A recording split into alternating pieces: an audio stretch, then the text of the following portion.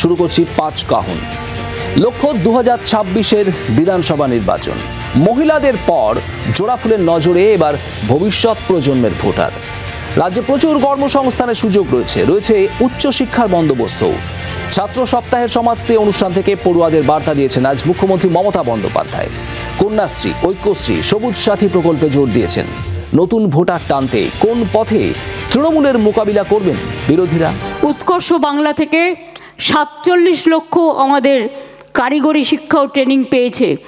তার মধ্যে 10 লক্ষ ছেলেমেয়েদের চাকরি ইতিমধ্যেই হয়ে গেছে এবং আরও আছে, সেটা প্রসেসে আছে আরও কয়েক লক্ষ।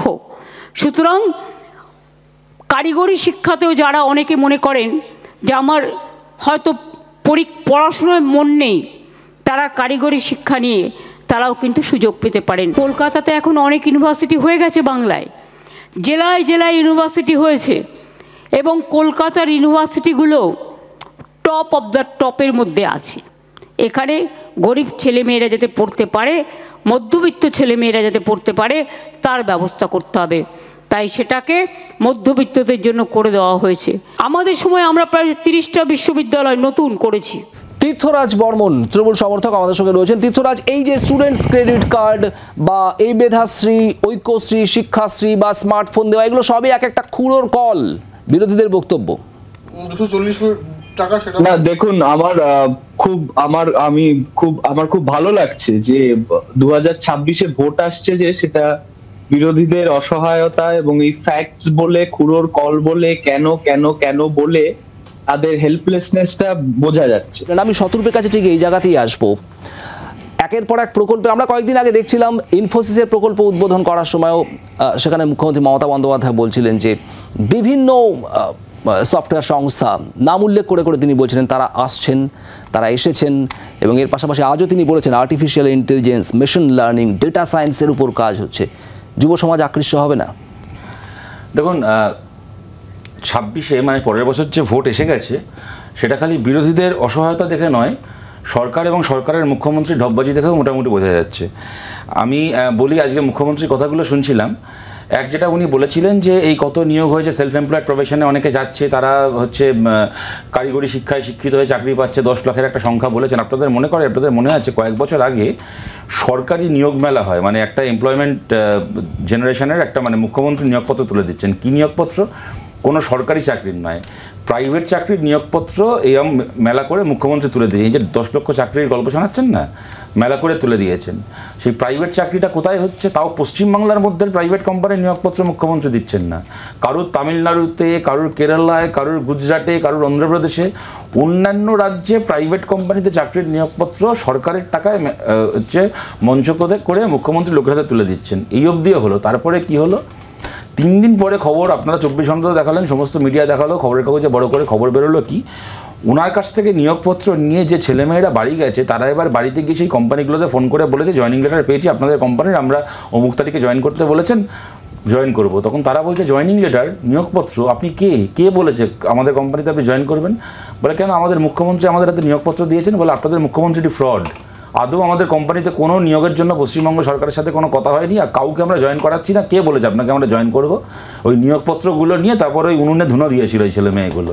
আর আজকে উনি মঞ্চে দাঁড়িয়ে বলছেন নাকি কারিগরি শিক্ষা শিক্ষিত হয়ে নাকি 10 লক্ষ নিয়োগ নাকি ওনার দয়াতে পশ্চিমবাংলায় হয়েছে। হ্যাঁ, 47 লক্ষ পড়ুয়াকে কারিগরি ট্রেনিং দেওয়া হয়েছে। আমি এক করে আসছি। আমি ওনার কথা, আমি যে ঘটনাটার কথা বললাম, আপনারা সবাই জানেন, আপনারা খবর দেখেছেন, বলুন আমি ঠিক বললাম নাকি ভুল বললাম? এই ঘটনাটা ঘটেছে কি না ঘটেছে, এবং আজকে পর্যন্ত কেন ঘটলো, কি হলো না হলো, সরকার আজকে পর্যন্ত তারা কৈফিয়ত দেয়নি। তারপরে দাঁড়িয়ে এই মিথ্যে হচ্ছে, এই ঢংগুলো করছেন। দ্বিতীয় কথা হচ্ছে, এটা কি মিথ্যে? বামফ্রন্ট সরকারের সময় যখন আমরা জানতাম যে প্রত্যেক বছর রাজ্যের বিধানসভায় ঘোষণা করা হবে রাজ্যে কতগুলো নতুন স্কুল খুলছে, আর এই সরকারের আমলে আজ থেকে 2 বছর আগে 8,500 স্কুল, সরকারি এবং আধা সরকারি স্কুল বন্ধ হয়ে যাবে, এই নোটিফিকেশন ইস্যু করেছে সরকার। এটা কি মিথ্যে যে গত সপ্তাহে কেন্দ্রের MHRD রিপোর্ট বেরিয়েছে, যেখানে দেখা যাচ্ছে আমাদের রাজ্যে ক্লাস 9-10 এবং 11-12 ড্রপ আউট, মাঝপথে পড়াশোনা করে দিচ্ছে যে ছেলেমেয়েরা, ড্রপ আউটের হারে আমাদের রাজ্যের অবস্থা উত্তরপ্রদেশের থেকে খারাপ। গত সপ্তাহের রিপোর্ট MHRDর, এবং সেটাকে নিয়ে যখন শিক্ষামন্ত্রীকে প্রশ্ন করা হলো, শিক্ষামন্ত্রী বললেন দেখতে হবে আমাদেরকে, কী হয়েছে না হয়েছে দেখতে হবে। এটা কি মিথ্যে? এটা কি মিথ্যে যে আমাদের সরকারি স্কুলে এখন সরকারের যাবতীয় প্রকল্প আছে, স্কুলে গেলে তুমি ব্যাগ পাবে, জলের বোতল পাবে, টিফিন বক্স পাবে, সব পাবে, খালি ক্লাসে শিক্ষক পাবে না, পড়াশোনা শেষ করে চাকরি পাবে না। পশ্চিমবাংলার এটা বাস্তবতা কি বাস্তবতা না? এবং এই যে ড্রপ আউট, বলুন তো ভাই শুভদীপ, ড্রপ আউটটা হবে নাটা কেন? আজকে ধরুন আমরা মুখে যাই বলি না কেন, এটা অত্যন্ত বাস্তব কথা যে পড়াশোনা যারা করে তাদের কাছে, মানে যতই আমরা বলি এতে বিদ্যা বাড়বে, সবই ঠিক আছে, বিদ্যা বাড়বে, জ্ঞান বাড়বে, ঠিক আছে, কিন্তু পড়াশোনার সঙ্গে নিয়োগের, আগামী দিনে চাকরি পাওয়ার কি উপার্জনের একটা সরাসরি সম্পর্ক রয়েছে। আমরা এইখানেই প্রশ্ন, ইনফোসিসের মতো একটা কোম্পানি যার দ্বিতীয় ক্যাম্পাস উদ্বোধন হলো মাত্র কদিন আগে। আপনি যদি 13 বছরে আমাকে একটা ইনফোসিস শুনিয়ে ইনফোসিসের উদ্বোধনের গল্প শোনান, যারা আমি হলদিয়া থেকে রাজ্যের যুব সমাজ এই ছবিটা দেখার পর কি তারা একটু হলেও আশান্বিত হবেন না যে না এবার তো আসছে এক এক করে? না, আপনি বলেছেন, আমাকে জিজ্ঞেস করেছে প্রশ্ন, আমি আপনাকে আমি যে কথাটা বলছিলাম এই কথাটা শেষ করি। হ্যাঁ, 13 বছর পর এক এক করে আসবে বলে শুরু হয়েছে, খুব ভালো কথা। মাঝের এই 13টা বছর যে 2-3টে জেনারেশন পিছিয়ে গেল, তাদের জীবনের এই দিনগুলো আর ফেরত আসবে না। আমি যে কথাটা বলছিলাম সেটা হচ্ছে, আজকে একটা ছেলে কি একটা মেয়ে যদি দেখে যে আমার গ্রামে যে পড়াশুনো করেছে সে এখন ধর্মতলায় বসে অনশন করে, বিকাশ ভবনের সামনে গিয়ে পুলিশের লাঠির বাড়ি খায়, আর যে বোমা বাঁধতে শিখেছে, গুলি করতে শিখেছে, তার এখন গ্রামে 3তলা বাড়ি উঠেছে, শহরে 4টে ফ্ল্যাট হয়েছে, তার এখন 6টা স্করপিও গাড়ি গ্রামে ঘুরে বেড়ায়। সেটা তো দেখছে, সেটা 2024 লোকসভা নির্বাচনের আগেও দেখেছি, কিন্তু তার কোনো ফল ভোট বাক্সে পড়ে না। না, সুতরাং মমতা বন্দ্যোপাধ্যায় আগামী 150 বছর জিতবে, এটা আপনি বলুন। আমি তাহলে কি কোথাও একটা বিকল্প রোডম্যাপ বিরোধীরা তৈরি করতে পারছে না? আমি তাতেও আসছি, আমি ঠিক এই জায়গাতেই আসছি। বিরোধীর ব্যর্থতা থেকে থাকে আমি সেটাও মানতে রাজি আছি, কিন্তু এই যে কথাটা বলছেন যে মমতা বন্দ্যোপাধ্যায়, আপনাকে বলছি না, কিন্তু মমতা বন্দ্যোপাধ্যায় এই যে কথাটা বলেছেন, যাবতীয় রিপোর্ট একদিকে, আমাদের অভিজ্ঞতা একদিকে, বাস্তবতা একদিকে, আর আপনি মঞ্চে দাঁড়িয়ে কতগুলো ভাষণ দেবেন, আপনার সেই ভাষণ শুনে আমাদের পেট ভরবে, এটা মিথ্যে কি মিথ্যে নয় যে আমাদের রাজ্য ড্রপ আউটে উত্তরপ্রদেশের থেকে পিছিয়ে গেছে কেন্দ্রের সরকারের রিপোর্ট অনুযায়ী? যে কেন্দ্রের সরকারের রিপোর্ট দেখে আপনারা দাবি করেন যে 100 দিনের কাজে আমরা ফার্স্ট হয়েছি, যদি 100 দিনের কাজে ফার্স্ট হওয়ার কেন্দ্রের রিপোর্টটাকে আপনারা গলায় ঝুলিয়ে ঘুরে বেড়ান, তাহলে MHRD, ওই কেন্দ্রের সরকারের রিপোর্ট যে আমাদের রাজ্যের ছেলেমেয়েরা পড়াশোনা মাঝপথে ছেড়ে দিচ্ছে, কেননা ছেলেমেয়েরা পড়াশোনা করে ভবিষ্যৎ অন্ধকার, ইউনিভার্সিটি তৈরির গল্প শোনাচ্ছেন। যদি ধরেও নি যে সবটাই মিথ্যে, সবটাই খুঁড়োর কল, যদি ধরেও নি যে আদতে কিছুই হচ্ছে না, তাহলে ইউনিভার্সিটিতে পড়াশোনা করবে না, কলেজে পড়াশোনা করবে না। এই রাজ্যের এই যুব সমাজ যারা নতুন প্রজন্মের ভোটার, তাদের কাছে বিকল্প কোনো রোডম্যাপ কি দেখাতে পারছে বিরোধীরা? ও শতরূপ এই করে দেখানোর বিষয়টার জন্য 34 বছরের ট্র্যাক রেকর্ডের কথা বারবার উঠে আসবে। 34 বছরের ট্র্যাক রেকর্ড করে দেখানোর ক্ষেত্রে অত্যন্ত ভালো। 34 বছরে একটা টাকা ঘুষ না দিয়ে সরকারি চাকরি হয়েছে। 34 বছরে দুর্নীতির প্রসঙ্গ, সম্পূর্ণ আলাদা প্রসঙ্গ, দুর্নীতির প্রসঙ্গ। আপনার মনে হতে পারে একটা আলাদা প্রসঙ্গ, আমার মনে হয় ওটা একদম এই প্রসঙ্গই। তার কারণটা হচ্ছে, প্রশ্ন যদি এখানে হয় এমপ্লয়েবিলিটি, সেক্ষেত্রে আমার শিক্ষাগত যোগ্যতা বা কাজ করার ক্ষমতা আমার এমপ্লয়েবিলিটির প্যারামিটার, নাকি আমার বাবার জমি বাড়ি বিক্রি করে, মায়ের গয়না বিক্রি করে ঘুষ দিতে পারাটা আমার এমপ্লয়েবিলিটির প্যারামিটার? এটা আপনার কাছে দুর্নীতির প্রশ্ন হতে পারে, আমার কাছে এটা একেবারেই এমপ্লয়েবিলিটির প্রশ্ন। আমাকে প্রশ্নটা করেছেন, নিশ্চয়ই আমি আমার মতো করে উত্তর দেবো, তার অধিকারও আমি পাবো। দ্বিতীয় কথাটা হচ্ছে, 1 পয়সা ঘুষ না দিয়ে সরকারি চাকরি যেরকম হয়েছে, সেরকম প্রাইভেট চাকরির ক্ষেত্রে একটা সহায়ক পরিবেশ ছিল, যে কারণে এখানে মিত্সুবিশি থেকে শুরু করে, হলদিয়া থেকে শুরু করে, সেক্টর 5 থেকে শুরু করে, একটার পর একটা, আজকে ইনফোসিসের যে একটা ক্যাম্পাস এখনও চালু হয়নি, মানে তৈরি হওয়া, কনস্ট্রাকশন শুরু হয়েছে, সাবজেক্টেড। মমতা বন্দ্যোপাধ্যায় ওখানে দাঁড়িয়ে বলেছে শওকত ওদেরকে বেশি বিরক্ত করবি না। যদি শওকত মোল্লা বেশি বিরক্ত না করে, তাহলে হয়তো আগামী দিনে ক্যাম্পাসটা চালু হবে। ওই সেকেন্ড ক্যাম্পাসটা চালু হয় মানে কি জানেন তো শুভদীপ? একটা ফার্স্ট ক্যাম্পাস আছে। ফার্স্ট ক্যাম্পাসটা হয়েছিল বামফ্রন্ট সরকারের সময়, গোটা সেক্টর 5টা তৈরি করেছিল বামফ্রন্ট সরকার, কোনো ভগবান এসে আশীর্বাদ দিয়ে করে যায়নি। আজকের যে আগামী দিনের রোডম্যাপের কথা যদি বলেন, আমাদের পরিষ্কার বক্তব্য, দেখুন একটা কি হয়, যে সরকারে আছে তার যতটা করে দেখানোর ক্ষমতা আছে, কোনো বিরোধীর সেই করে দেখানোর ক্ষমতা থাকে না। কিন্তু লোকসভা ভোটের আগে আমরা হেরে গেছি, বিধানসভার আগে আমরা হেরে গেছি, যেগুলো আমরা বলেছিলাম যদি আমরা করতে না পারতাম, তাহলে আজকে আমাদের এই সমালোচনা আমাদের প্রাপ্য হতো। আমরা কাজ করার সুযোগ পাইনি, কিন্তু আমাদের পরিষ্কার যে বক্তব্য ছিল, আজও যে বক্তব্য রয়েছে, 2019 সালে আমাদের দেশে সুপ্রিম কোর্ট রায় দিয়েছিল বাবরি মসজিদের জায়গায় রাম মন্দির তৈরি করতে হবে, কয়েক মাসের মধ্যে সেই মন্দির তৈরির কাজ হয়ে গেছিল। আমাদের দেশের এই সুপ্রিম কোর্ট 2016 সালে রায় দিয়েছে আমাদের দেশে সমকাজে সমবেতনের আইন দিতে হবে। আজকে যে দাঁড়িয়ে আমরা কথা বলছি, দলমত নির্বিশেষে আমি এটা বলছি, আজকের দিনে গ্র্যাজুয়েশন মাস্টার ডিগ্রি করে একটা ছেলে, যেটা আমাদের কংগ্রেসের দাদাও কিছুটা বলার চেষ্টা করছিলেন, 10-12 হাজার টাকা মাইনের একটা চাকরি পেলে সে ভাবে বোধহয় স্বর্গের, মানে কি বলবো, আকাশের চাঁদ হাতে পেয়ে গেছি। পার্মানেন্ট চাকরি বলে কিছু নেই, না সরকারের খাতায়, না প্রাইভেট কোম্পানির খাতায়। আপনি কেন্দ্র সরকারের যদি আপনি ব্যাংক দেখেন, রেল দেখেন, পোস্ট অফিস দেখেন, সর্বত্র কন্ট্রাকচুয়াল। যদি রাজ্যের সরকারের আপনি পরিবহন থেকে শুরু করে স্কুলের টিচারের বদলে প্যারা টিচার, পুলিশে পার্মানেন্ট পুলিশের বদলে সিভিক ভলেন্টিয়ার, ওখানে আর্মির বদলে অগ্নিবীর, সর্বত্র কন্ট্রাকচুয়াল চাকরি। এবং প্রাইভেট কোম্পানিগুলো পার্মানেন্ট চাকরি বলে কোনো শব্দ নেই আর, গালভরা নাম হয়েছে কাস্টমার কেয়ার এক্সিকিউটিভ, এই পার্টনার, হ্যান ত্যান, ওই সেই। কাজ কি 8,000 টাকা, 10,000 টাকা, 12,000 টাকা, বড় জোর একটু বোনাস আর 1,000 টাকা বাড়তি ইনকাম হবে। আমাদের পরিষ্কার বক্তব্য, সুপ্রিম কোর্টের রায় যদি সমকাজে সমবেতন চালু যদি করা যায়, সুপ্রিম কোর্টের রায় অনুযায়ী না কেন্দ্র না রাজ্য সরকার করেছে, কন্ট্রাকচুয়াল চাকরি, ক্যাজুয়াল চাকরিকে পার্মানেন্ট করতে হবে। দিনের পর দিন লোকে কন্ট্রাকচুয়াল রাখা যাবে না। 6 মাস থেকে 1 বছর কেউ কাজ করার পরে কি সরকারি কি বেসরকারি কোম্পানিতে তার চাকরিকে পার্মানেন্ট করতে হবে। এইটা হচ্ছে আমাদের পরিষ্কার পলিসি, আমাদের রোডম্যাপ। তীর্থ, আমি একটু উত্তর যাবো। তীর্থ, সেক্টর 5 বামফ্রন্ট সরকার তৈরি করেছে, কোনো ভগবান এসে করে দেয়নি। এই সেক্টর 5-এই তো ইনফোসিসের এই দ্বিতীয় ক্যাম্পাসের উদ্বোধন হলো, এবং প্রথম ক্যাম্পাসটা ওখানে হয়েছিল বামফ্রন্টের আমলে। অর্থাৎ শতরূপের তরফ থেকে প্রশ্নটা না করা হলেও হয়তো এরকমই প্রশ্ন যে দ্বিতীয় সেক্টর 5 আরো একটা হলো না কেন? না, যে প্রকল্পগুলো যে সরকার নিয়েছে সেটা তো অনস্বীকার্য কোনো বিষয় নয়। এখন কথা হলো আমি কি একটু সময় দিতে হবে, কারণ অনেকের পরে আমি বলছি এবং অনেক কথার উত্তর আমায় দিতে হবে। কিন্তু আমাদের অনুষ্ঠানের সময়সীমা যেহেতু সীমিত, তোমাকে সংক্ষেপেই বলতে হবে, খুব দ্রুত। না, আমি সীমিত সংক্ষেপেই বলবো। আমি বলবো এখানে প্রাথমিক স্কুল বন্ধ হয়ে যাওয়া নিয়ে একটা বক্তব্য ছিল অনেকের। প্রাথমিক স্কুলের সঙ্গে না, আমি এখানে যেহেতু সময় সীমিত, আমি একদম শতরূপের প্রসঙ্গ ধরে আমি জানতে চাই সেক্টর 5 এর কথা শতরূপ একদম ক্যাটাগরিক্যালি বলেছে যে এটা তো বামফ্রন্টের আমলে তৈরি। আমি তো সেটাই আগে সেটা আমি বলেই নিলাম, যে সরকার যে কাজ করেছে সেটা তো অনস্বীকার্য কিছু নয়। অদ্ভুত কথা, বামফ্রন্টের আমল যেমন সেক্টর 5 হয়েছে, বামফ্রন্টের আমলে পার্টি ক্যাডারদের প্রাথমিক স্কুলে চাকরিও হয়েছে, সেইটা তো অস্বীকার করতে পারবে না। বামফ্রন্টের আমলে কম্পিউটার বন্ধ হয়ে গেছে, সেটা তো অস্বীকার করতে পারবে না। একটি প্রশ্ন করবো, আমি শতরূপ বাবুকে একটি প্রশ্ন করতে চাই যে আপনি বলুন যে এত কথা, এত ক্রিটিসিজম, এত কন্যাশ্রীর মতো সব জায়গায় আছে। কি বলছেন? তারপরে আমি যদি আছি বিজেপির দিকে, এখন ইউপি, গুজরাট, বিহার নিয়ে কথা বললো। কথাটা হলো বেঙ্গল সেন্ট্রিক মডেল, বাংলাকে স্পেশালাইজেশন নিয়ে কি তৈরি করবে সেই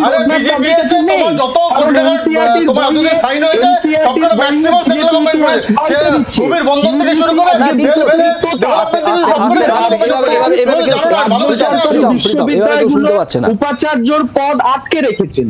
হ্যাঁ, সিপিএম বিরোধী দিলাম যে তাদের কোনো রোডম্যাপ নেই পশ্চিমবঙ্গের শিক্ষা ক্ষেত্রে। 2011-র পর পশ্চিমবঙ্গের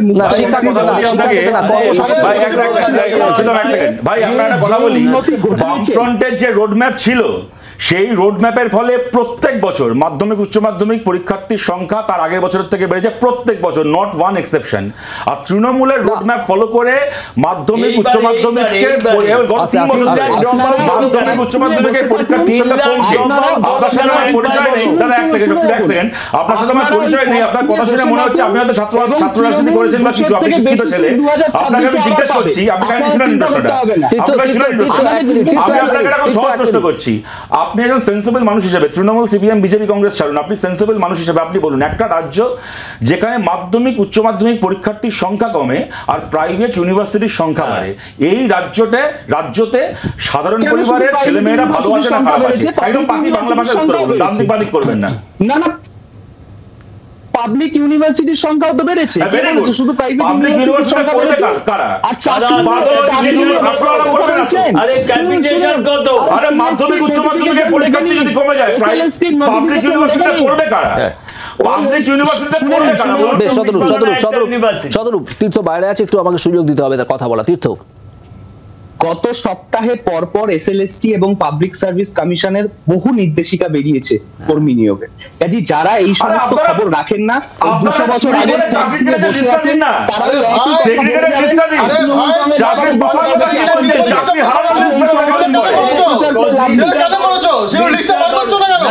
কদিন পরে চাকরি হারানোর এই আপনি এত তুলনা করছেন না? শুনুন, ভারতে এরা পশ্চিমবাংলা আমরা সরকার চালাচ্ছি, কেরালায় চালাচ্ছি, বিজেপি বহু রাজ্যে সরকার চালাচ্ছে, কংগ্রেস বহু রাজ্যে সরকার চালাচ্ছে, অন্যান্য দল অন্য রাজ্যে সরকার চালাচ্ছে। কোন রাজ্যে সার্ভিস কমিশনের পক্ষ থেকে কার কার চাকরি চলে যাবে তার তালিকা বার করতে হয় না। পশ্চিমবাংলা ভারতের একমাত্র রাজ্য যেখানে চাকরি হারার তালিকা বার করতে হয়। আমি রোড ম্যাপের প্রসঙ্গে আসবো, এক মিনিট আমি আসবো, সেই প্রশ্ন জানার চেষ্টা করবো। কয়েকদিন আগে রিজার্ভ ব্যাংক অফ ইন্ডিয়া একটা প্রতিবেদন পেশ করেছেন, সেখানে বলা হচ্ছে যে লাস্ট এই 10 বছরে 10 কোটি কর্মসংস্থান ভারত সরকার দিয়েছে। তো ভারত সরকার যখন কর্মসংস্থান দেন, কয়েকদিন আগে এখানে যে প্রত্যেকটা আপনার চাকরির মেলা হয়, সেগুলো সেন্ট্রাল গভর্নমেন্টে দেওয়া হয়, সেখান থেকে দেখা যাচ্ছে যে যখনই কোনো রাজ্যভিত্তিক মেলা হয়, প্রত্যেকটা জায়গায় সেন্ট্রাল গভর্নমেন্টের এমপ্লয়িদের এখানে মেলা করে বিভিন্ন মন্ত্রীরা এসে তাদের চাকরির পত্র হাতে তুলে দেন, যেটা ওই রকম ধাপ্পাবাজি না, তৃণমূলের মতো। এবার তুমি যেটা প্রশ্ন করলে, বছরে 2 কোটি করে চাকরির প্রতিশ্রুতিটা যদি আমাদের মনে থাকে, তাহলে 2 কোটির চাকরি অনেক বেশি দেওয়া হয়েছে, অনেক বেশি হওয়ার কথা। 5 বছরে 10 কোটি হয়ে যাওয়া হয়েছে। প্রথম 10 কোটির চাকরি তো ডিরেক্ট দেওয়া হয়েছে। আমরা স্বপ্ন দেখাতে পারছি এবং সেটা ইমপ্লিমেন্ট করতে পারছি বলেই ভারতবর্ষের আজকে উন্নতি অনেক রকম ভাবে হচ্ছে। ইনফ্রাস্ট্রাকচার কোথা থেকে কোথায় চলে গেছে, আজকে জলের নিচ দিয়েও মেট্রো চলে যাচ্ছে, সেটা পশ্চিমবঙ্গ সরকার না, আজকে সেন্ট্রাল গভর্নমেন্ট করে দেখাচ্ছে।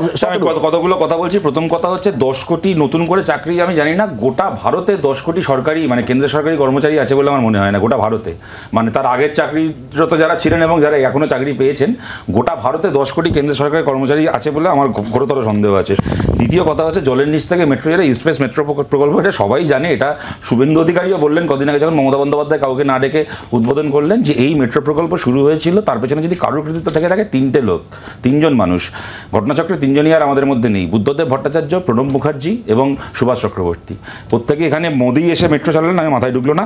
এটা ততটাই মোদির প্রকল্প যতটা মমতা ব্যানার্জির। দেখুন 3 নম্বর আমার সবচেয়ে যেটা গুরুত্বপূর্ণ কথা এখানে বলার, এই ধরনের মানে গিমিকবাজি কথা না বলে, সেটা হচ্ছে যে বিরোধীদের কি রোডম্যাপ জানতে চাইছেন। আমি জিজ্ঞেস করছি পশ্চিমবঙ্গ সরকারের রোডম্যাপটা কি। বিরোধীদের তো একটা সাজেস্ট করার জায়গা, সেটা ভারত জোড়ো ন্যায় যাত্রার সময় রাহুল গান্ধী একটা মডেল বলেছিলেন, মোদি তার মতো করে একটা মডেল পশ্চিমবাংলায় বলার চেষ্টা করেছে বা হোয়াটএভার, তারা হয়তো করে দেখানোর জায়গা আছে কেন্দ্রীয় স্তরে। আমরা আমাদের মতো করে বলার চেষ্টা করেছি। যারা সরকার চালাচ্ছে 13 বছরে সেক্টর 5 পরে একটা কি সেক্টর 6, সেক্টর 7, সেক্টর 8 বানাতে পারলেন? কোনো একটা কোম্পানির একটা ফিতে কাটার প্রশ্ন না, পারলেন কি? আমি যে কারণে জিজ্ঞেস করছি, সিঙ্গুর নিয়ে অত গন্ডগোলের সময় কি বললেন যে জমি অধিগ্রহণ করা যাবে না, জমি অধিগ্রহণ করে শিল্প করা যাবে না, এইভাবে শিল্প করতে নেই। আচ্ছা ভালো কথা, আমরা হেরে গেলাম, আপনি জিতে গেলেন, তাহলে কিভাবে করতে হয় সেটা এবার দেখান। পারলেন কি? সিঙ্গুরের জায়গায় আর একটা কোনো শিল্প, কি নয়াচারের জায়গায় একটা কোনো শিল্প তৈরি করতে পারলেন না। তো মাঝখান থেকে আমরা কি দেখলাম? আপনি জমি অধিগ্রহণ আটকালেন, সিঙ্গুরে কারখানা হলে কয়েক হাজার ছেলেমেয়ের এমপ্লয়মেন্ট হতো, তার বদলে আপনি কি করলেন? তার 10 গুণ জমি এখন শেখ শাহজাহান আর অনুব্রত মণ্ডলের অধিগ্রহণ করে। এইটা কি সরকারের মডেল? আমাদের বিরোধীদের রোডম্যাপ জিজ্ঞেস করছেন তীর্থ? দেখুন, একটা রিসেন্ট ডেটা বলছে যে সব থেকে বেশি অফিস লিজ নেওয়া হয়েছে এবছর কলকাতায়। এটা কি জাগবাংলায় বেরিয়েছিল নাকি? সেক্টর 5 না, গণশক্তির ডেটা না, গণশক্তির না, ডেটা। এবার আমি যে খবরটা বলছি দেখুন, হ্যাঁ ইন্টারাপ্ট করলে কিন্তু তারপর আমি আমি যদি বলি এই সন্ধ্যার ডেটা পাওয়া গেছে পৃথিবীর সবচেয়ে বেশি চোর আছে তৃণমূলে, এটা ঠিকই কথা। এভাবে ইন্টারপ্রেট বলতে পারবে না, ও বাইরে আছে। তীর্থ বাইরে থাকা চাঁদে থাক, কোথাকার ডেটা বলতে হবে? বাইরে আছে, বাইরে কে বলেছে? ডেটা বসিয়েছে কেন? একটা ডেটা পাওয়া, এক মিনিট সেটা বলবে, এভাবে আলোচনা হবে। তীর্থ হ্যাঁ তীর্থ। কাজেই ওয়েস্ট বেঙ্গল গভর্নমেন্টের 2011-র পর নির্দিষ্টভাবে এডুকেশন অফিস লিজ নেওয়া হয়েছে, এই তথ্যটা কি এটা প্রমাণ করছে যে এখানে প্রচুর কর্মসংস্থান হচ্ছে? মানে এটাই কি তুমি বলতে চাইছো? কর্মসংস্থানের বিষয় নয়, শুধুমাত্র কর্মসংস্থানের বিষয় এখানে নয়। দেখুন একটা জায়গায়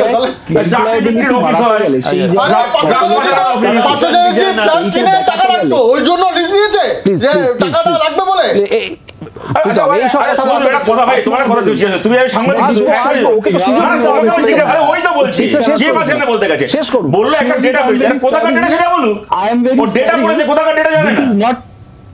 This is not an etiquette. I'm very sorry. Now, what is the etiquette in a debate? To cite a fictitious data without citing the source.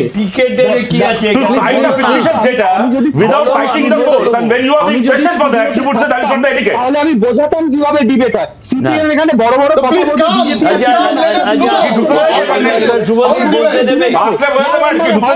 আমাদের সময় একদম শেষের পথে।